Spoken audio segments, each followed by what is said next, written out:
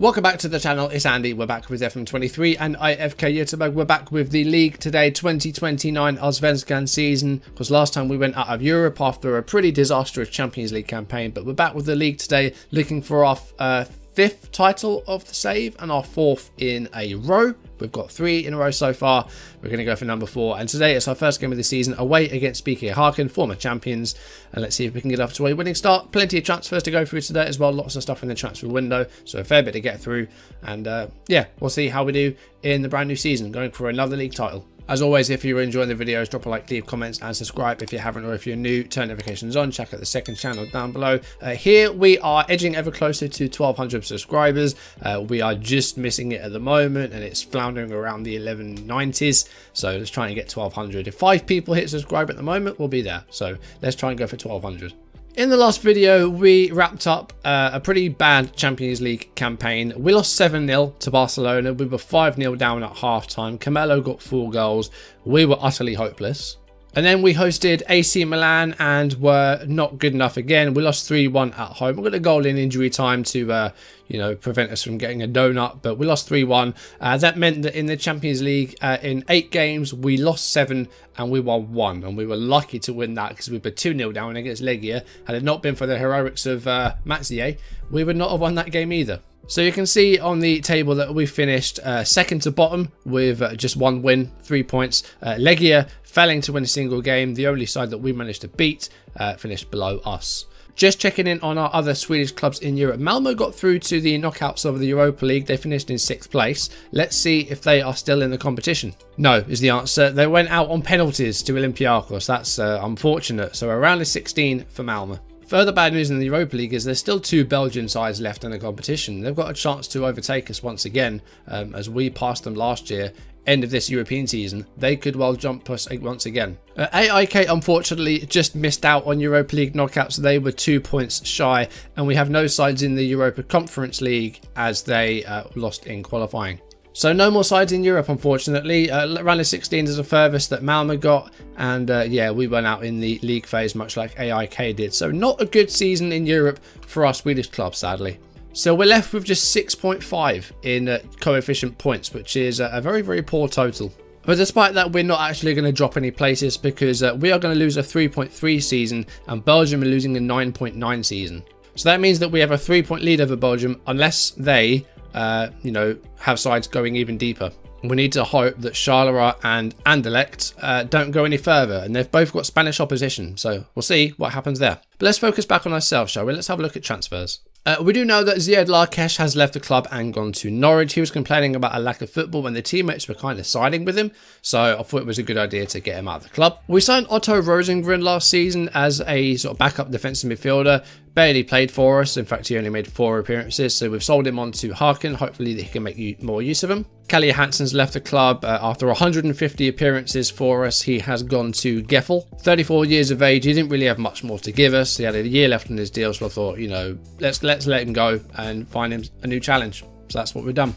We have an awful lot of players that have gone out on loan, and that is all the sales so far, but we have had plenty of bids for our players from other sides. Pontus Dahlberg has had bid after bid after bid on him from Saudi sides. Alice had been bidding for him, and we've been rejecting every time.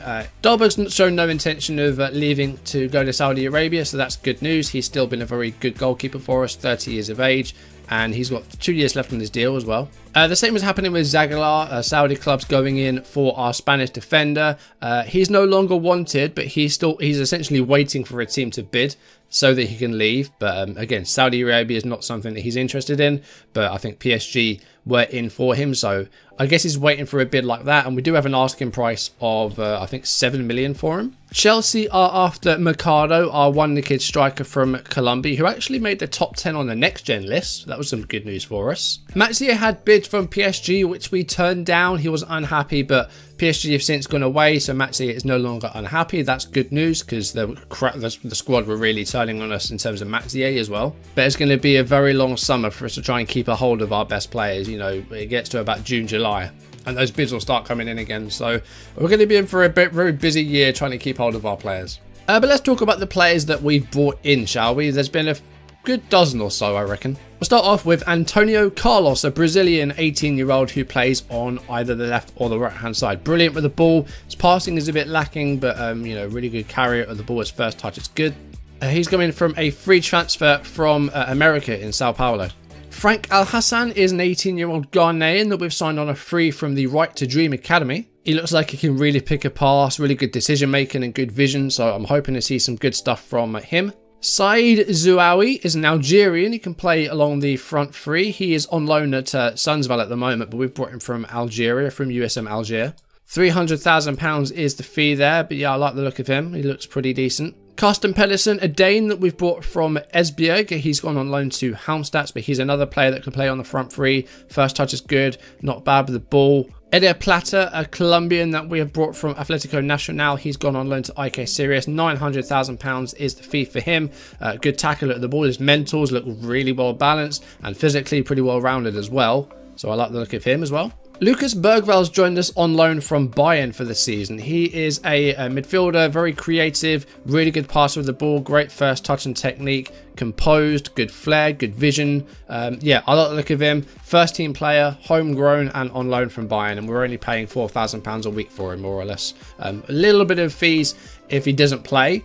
I don't know how much he will play, but you know, it might be an expensive loan, but you know, we'll see how well he does for us if he plays. This is Sergio, another midfielder that signed from Elche. He's been on loan in Czechia, but we bought him for £185,000, very cheap release fee. We'll see how much he does. It's a very low risk deal, very cheap, so wouldn't be the end of the world if he doesn't really develop. Nenad Ilic has come from Red Star Belgrade, another midfielder. Great first touch and passing, good technique as well. Balance is good, teamwork and vision also really good. He's come from Red Star Belgrade. £1.9 million for him though, very expensive for an 18-year-old. Ricardo Arango, another midfielder. I think we've gone very midfield heavy with this one, but it's fine. You know, some of these will develop and some of them won't. He's gone on loan to Usters for the season.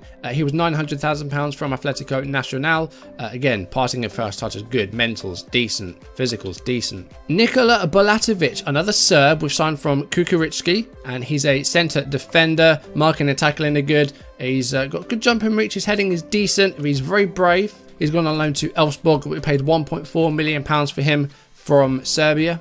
Tariq Milifi, a South African goalkeeper that we've signed from Kaiser Chiefs, the same place that we signed Matzier from. So he joined us from South Africa for £400,000. Really good, exciting goalkeeper. I'm sure that he's going to develop, and we'll see if we can get some first team games for him. This is Mladen Jovanovic, a centre defender that we've signed from Pek Zwolle, a free transfer. He's Swiss, but he was on a non-contract or an amateur contract for the Dutch side. Very aggressive. Technically lacking that little bit, but his tackling is not too bad.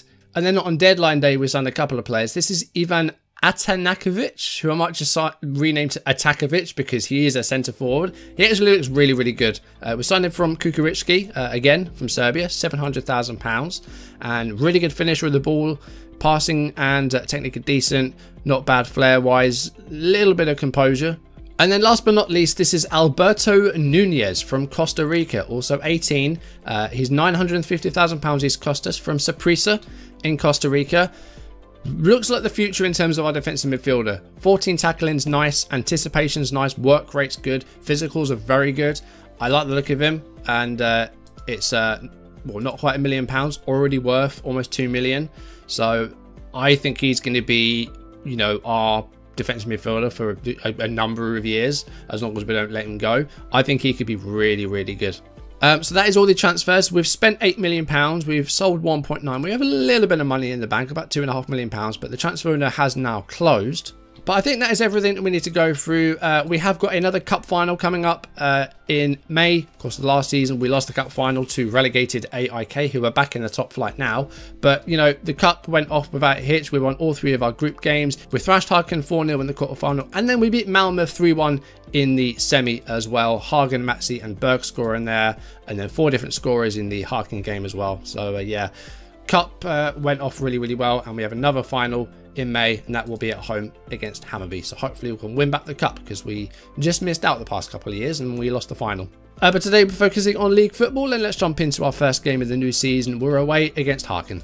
In team news, no Fredrik Nissen, he is suspended, and no Matzier with illness. He's been sent home with flu. Okay, here is the team for our first game. Dahlberg in goal, Sauerdogo, Zagala, Mungsbo and Cardona, the back four. Melvin Berg, De La Cruz, Ondrejka, Hagen, Kuzu and Mercado, in a really strange order there, I don't know why. On the bench, Peters, Bergvall, Eric Andre. So it is a strong team. You know, going through the season, we will try and give some games to some of our younger players, but we want to get off to a good start, so we're going to play a strong team here today. And here we go. We are well underway with our first game of the 2029 league season. Here's Cardona to Johan Bungsbo. Here's Zagala playing at centre-back today. And he might have found Ondrejka here, and oh, it's just bounced off of the bar. So there was a chance inside 2.5 minutes there for us, but didn't quite come off. Hugo De La Cruz is starting in place of the injured Maxi. We could have gone Kulikov, we could have gone Olivieri. But I do think, you know, we need to give some opportunities to these younger players. We do have Kulikov and Olivieri on the bench though. Ondrejka's got a free kick here with 15 minutes gone. This is within firing range for Jacob. And it's in! It's 1-0, and with 15 minutes gone, Jacob Ondrejka gets the first goal of our new season from the free kick from the dead ball. He's got a fair few of these free kicks throughout the years on Ondrejka, and the keeper's nowhere near it. We have that 1-0 lead because we have just beaten Haken by 4 goals in the cup. So we'll try and repeat that here today. In the past 2 seasons, of course, we've come very, very close to going the whole season unbeaten, losing just 1 game. 2027, it was the penultimate game of the season. Last year, we went unbeaten until the final day and then lost to Hammarby, I think it was.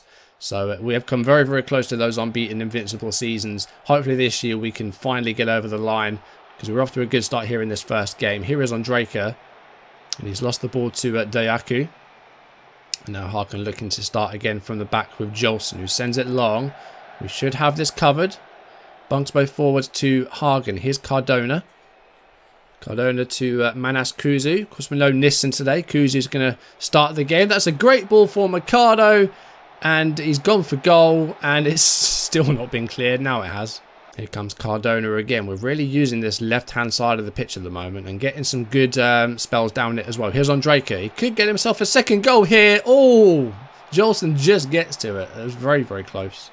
Haken have had 6 shots at goal, but yet to hit the target yet. We're keeping the ball really, really well. We're passing the ball well. We look good value for our 1-0 lead. So the centre forwards have not had much involvement today. So it might be time to bring one of them off. I was considering a change in tactic for the Champions League this upcoming season in the summer. Because, you know, this tactic's doing wonders for us in the league.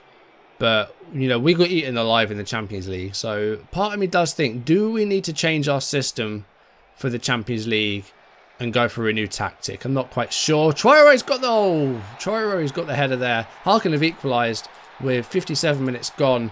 And, yeah, they're back level again. Keeper didn't do well there. And Haken with a good goal there. I mean, we had the people back. What happened here? Lundau with the ball to Saidi, who just managed to get away from the defenders and pulls it back for Traore to win the ball with their header.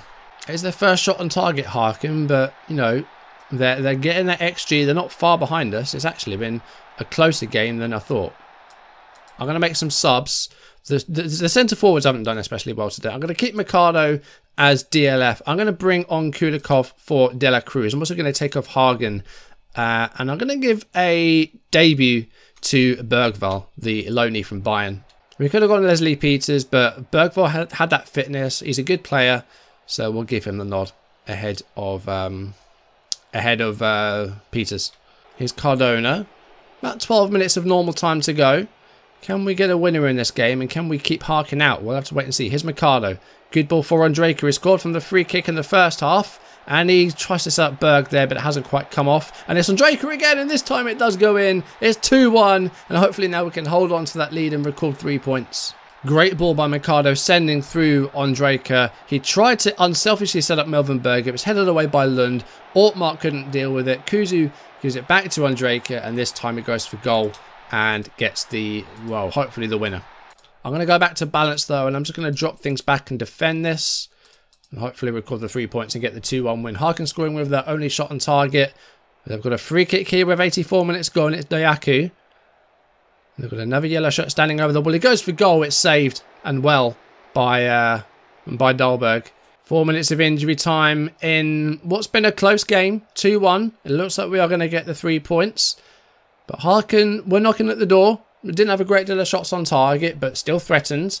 But we managed to get the 3 points. So I'm happy with that. Cardona did really, really well. Zagala played well. Kuzu setting up the winner. The important thing is we've got 3 points on the board. So that's good. Start off with the win. And hopefully we can go through the rest of the season without losing. We've come so close the past couple of years. So hopefully this time we can go the whole way. So we got off to a winning start against Harken. And we have some games next. Degerfors, Halmstad's AIK. Elfsborg, Helsingborg, Braga, Hammarby, Sirius. And then we have that cup final against Hammarby. So it'll be Hammarby in the cup final next time. We'll try and win that back as we missed out past couple of seasons. Lost to AIK last year, obviously. So we'll try and win that cup back. And then, you know, hopefully go towards another League and Cup double if we can retain the league title again. But we got the win today. That was the important thing. Ondrejka getting both goals, so I'm happy with that. But that's going to do it for today. Thank you for watching. If you enjoyed the video, drop a like, leave comments, and subscribe if you haven't, or if you're new, turn notifications on. Check out the second channel down below. And yes, next time, cup final against Hammarby. We're going to try and win it back. We haven't had it for a couple of years, so we're going to win the cup back. We won the cup in 2025 and 2026. We lost to Malmö in the cup final a couple of years ago, and then lost in extra time to AIK last year. So we're going to try and win it again this year after a couple of years of missing out. But that's going to do it for today. Thank you for watching. I'll see you soon. Goodbye.